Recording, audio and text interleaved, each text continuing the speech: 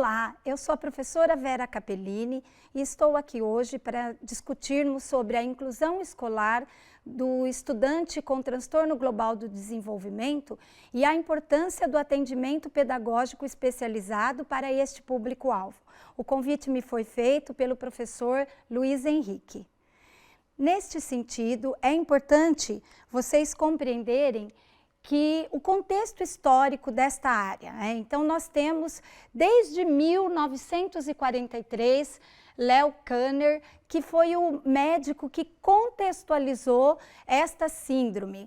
Ele tinha um filho com autismo e foi o precursor nos estudos dessa área.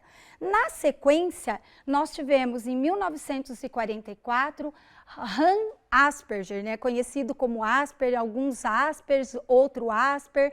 Então, para vocês, o que é importante? Saber que no contexto escolar, tanto o aluno que é caracterizado como com autismo clássico, com transtorno global do desenvolvimento, que é o nome que a gente utiliza hoje, para você, professor, o que é importante? Saber que tanto um quanto o outro, ele tem direito de estudar numa escola comum, de frequentar o atendimento educacional especializado e você precisa conhecer minimamente algumas informações da área, mas saber que inclusão escolar é uma tarefa de professor, mas também do suporte da educação especial. Assim, qual é o tema, qual o conceito que nós utilizamos na atualidade? Basicamente, nós convivemos com dois conceitos. O transtorno global do desenvolvimento, conhecido como TGD, porque na legislação nacional, na legislação estadual, esta é a forma que ainda se mantém. O aluno que apresenta um transtorno global do desenvolvimento. Mas, na atualidade, o que as pesquisas vêm mostrando? Que muitas vezes o aluno, e como independente se ele tem síndrome de Down, autismo, alta habilidade, um aluno nunca é igual ao outro. Ou seja, então, dentre aqueles que têm o transtorno do espectro autismo, há uma variedade grande de características e uma criança, um aluno, portanto, não é igual ao outro. Então, na atualidade, em vez de dizer que o aluno é um autista, a gente usa que ele tem um transtorno do espectro do autismo, porque para um ele pode ter uma intensidade de comunicação, uma dificuldade muito grande na habilidade social e para outro não. Então esse grau aí ele pode variar de um aluno para o outro. E se vocês me perguntarem, futuros professores, há uma causa única, sabemos da onde, sabemos por que a criança nasce com o autismo, com o transtorno global do desenvolvimento? Vejam, o diagnóstico é clínico. Então você, professor, não é aquele que vai dizer para a mãe, para a família, que o seu aluno tem autismo. Você vai observar o comportamento dele e mediante um rol aí de comportamentos apresentados, há que se pensar em chamar a família, mas o diagnóstico sempre, professor e futuros professores, sempre o diagnóstico é clínico. Não há, então, uma causa, uma etiologia única. Na atualidade, o que a ciência vem apontando? Que, sem dúvida, o fator preponderante é a genética, então é uma herança genética, mas os fatores ambientais interferem bastante. Interferem tanto na causa, na possibilidade aí da ocorrência do autismo, mas interfere muito mais, futuro professor. O meio interfere na possibilidade do desenvolvimento. Então, a crença que todo aluno é capaz de aprender, por exemplo, que é uma influência do meio, é um fator muito importante para o desenvolvimento do aluno com autismo. Então, a gente considera que, na atualidade, sem dúvida, tem a questão da herança genética, todavia o meio exerce bastante influência.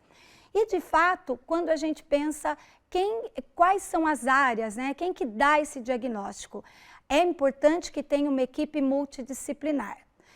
na atualidade, a gente tem duas formas de conceituar. Tanto pelo CID-10, que é a Organização Mundial da Saúde, que trabalha com o diagnóstico, quanto o DSM-5, que é o mais atual. E aí, nesse sentido, é importante que vocês tenham como definição, né, do quadro, né, do transtorno do espectro autista, que ele é conceituado, e é importante você, futuro professor, ter este conceito claro, que, olha só, o público-alvo da educação especial no nosso país, ele é determinado por 6 tipos de pessoas, né? Então, a gente tem desde o aluno com deficiência intelectual, do aluno com surdez, do aluno com altas habilidades.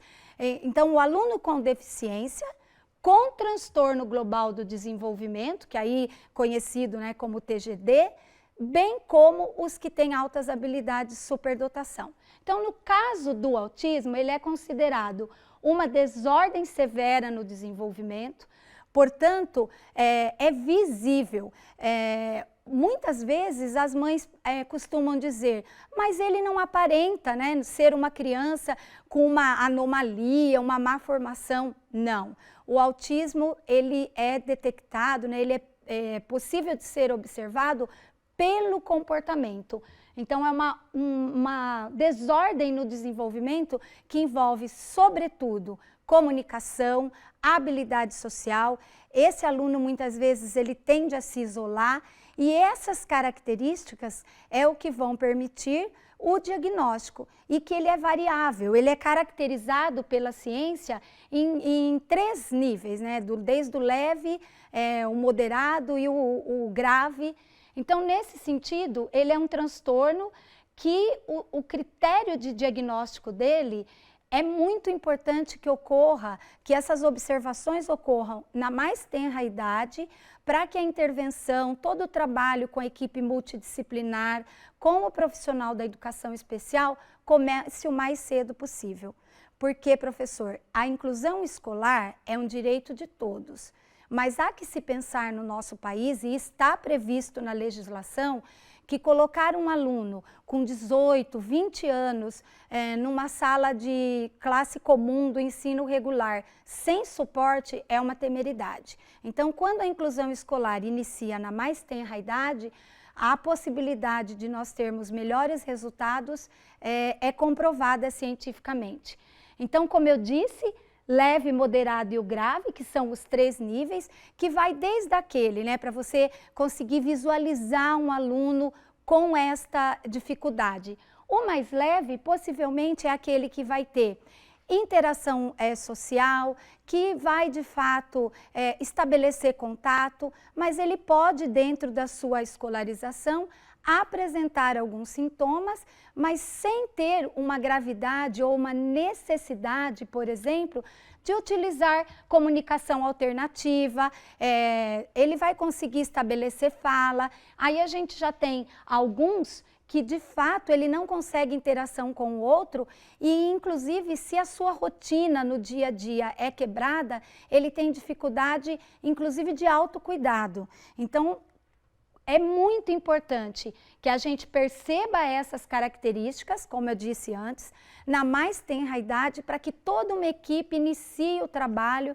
e comece a trabalhar com esse aluno visando autonomia, independência, visando que ele, de fato, aprenda que uma rotina possa ser quebrada e ele conseguir se controlar diante dessa possibilidade, porque muitas vezes, quer ver, vou dar um exemplo, um aluno numa escola estadual, ele não tinha, na escola anterior que ele estudava, não era dado sinal, e o sinal faz um barulho que destoa do que ele estava acostumado a ouvir. Neste dia na escola, a hora que foi dado o sinal, ele se destabilizou. Começou a ter movimentos repetitivos, começou a chorar. Então, é muito importante que o ambiente escolar conheçam essas características para que, uma vez conhecendo, seja possível pensar na intervenção, possível planejar. Então, por exemplo, todo o trabalho do sinal foi feito com o aluno de tal modo que ele pudesse ir se adaptando e o ambiente ir se adaptando a ele. E aí, importantíssimo, né?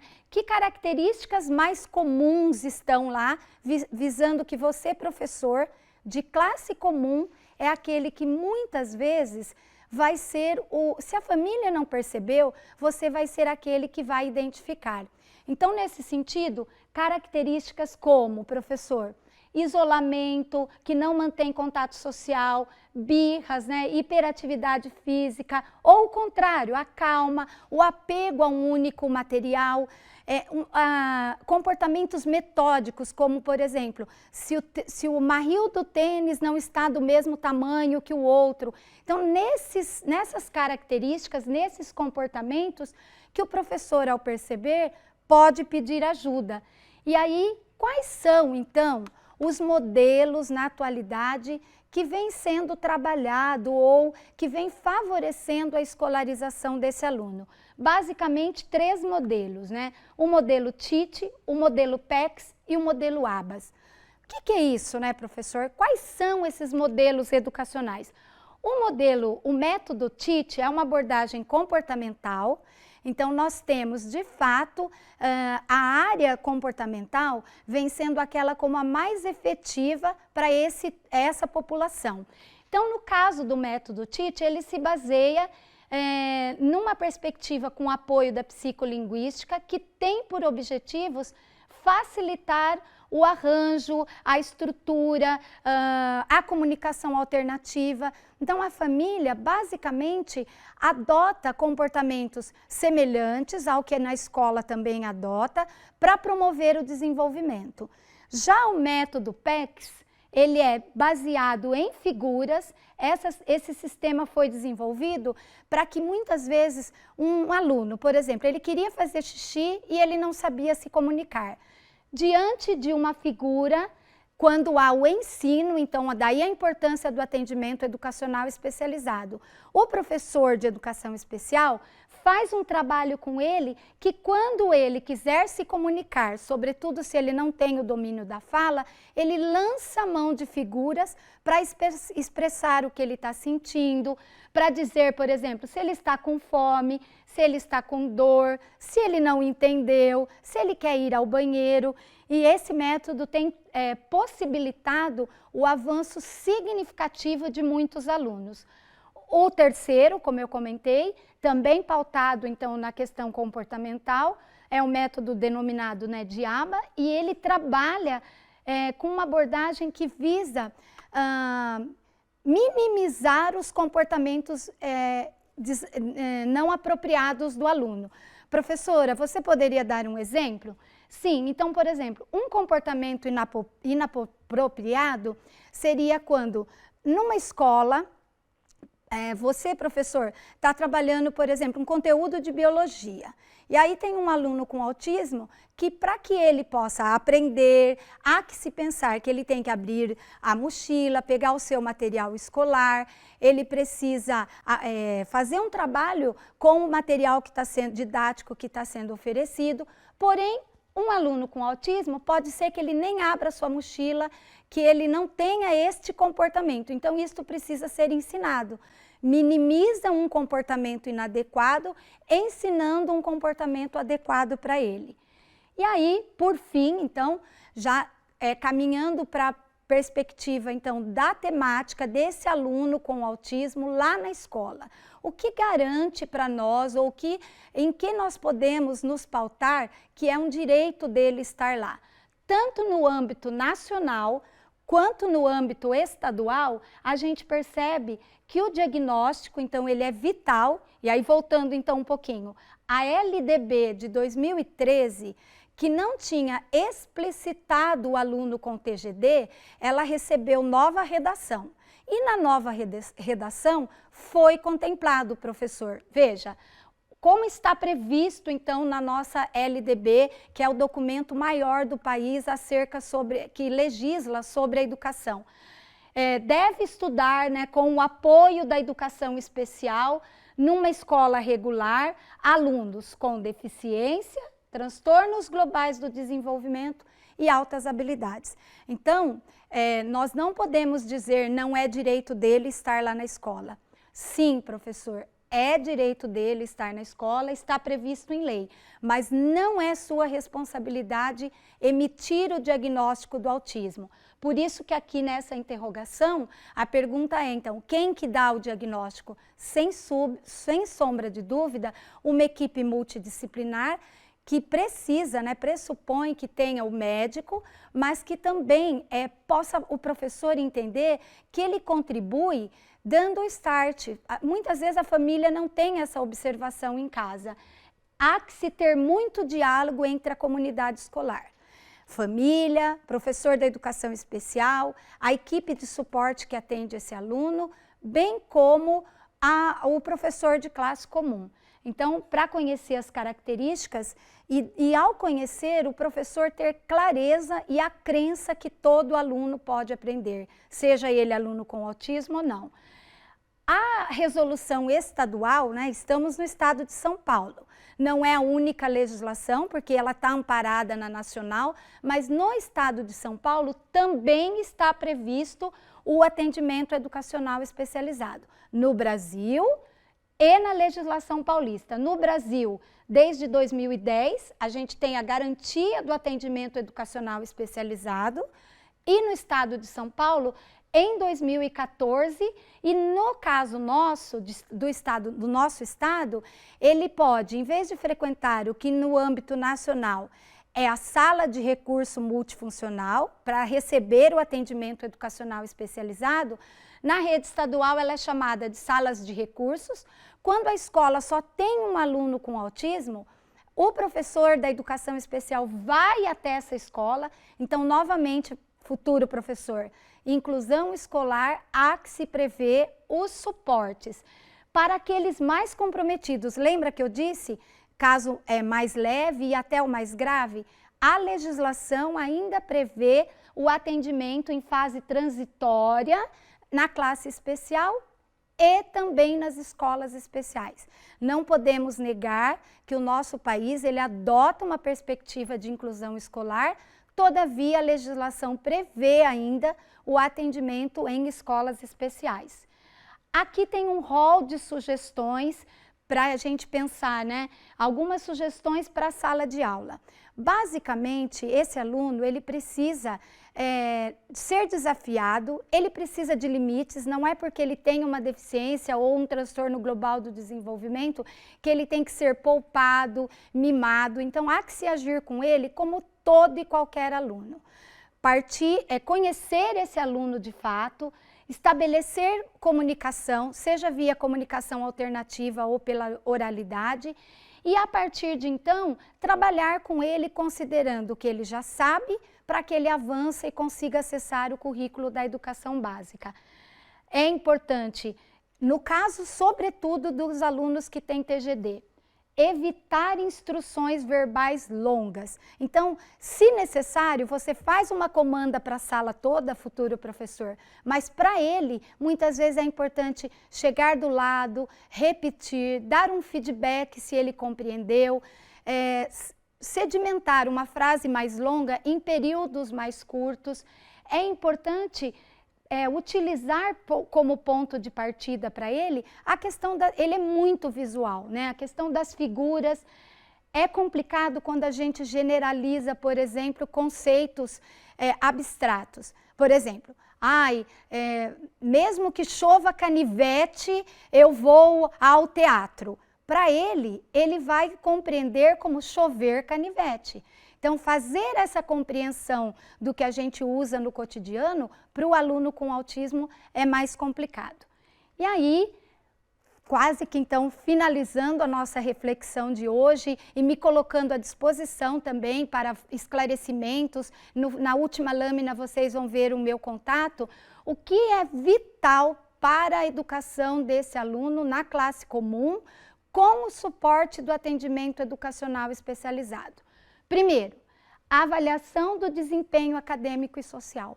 Quem é esse aluno? O que esse aluno domina? Quais são as suas competências? Não é olhar só para as dificuldades, mas é olhar e conhecer o que ele já domina, quais as suas fragilidades, se é um aluno que tem, por exemplo, um comportamento repetitivo, em que circunstâncias, né, em que circunstâncias isso ocorre, Conhecer o aluno, eu chamo como o primeiro item, a avaliação do desempenho acadêmico e social. Como são as interações dele, né? Um segundo item, identificar as suas potencialidades. Invista em ações positivas. Todos nós gostamos de experiências de sucessos. Com o aluno com TGD, não é diferente. Em ambos os ambientes, na sala de recursos e na classe comum, estabelecer rotinas. É vital que se estabeleça rotinas. E, por último, elaborar o plano de atendimento tanto da sala de recursos, que é o plano do AE, quanto o plano individual de ensino, que um aluno com autismo necessita e para ele é muito importante para pensar as adaptações curriculares. Aqui eu deixo para vocês algumas sugestões de vídeos e gostaria de finalizar dizendo que a inclusão escolar não é fácil, mas é possível. Muito obrigada!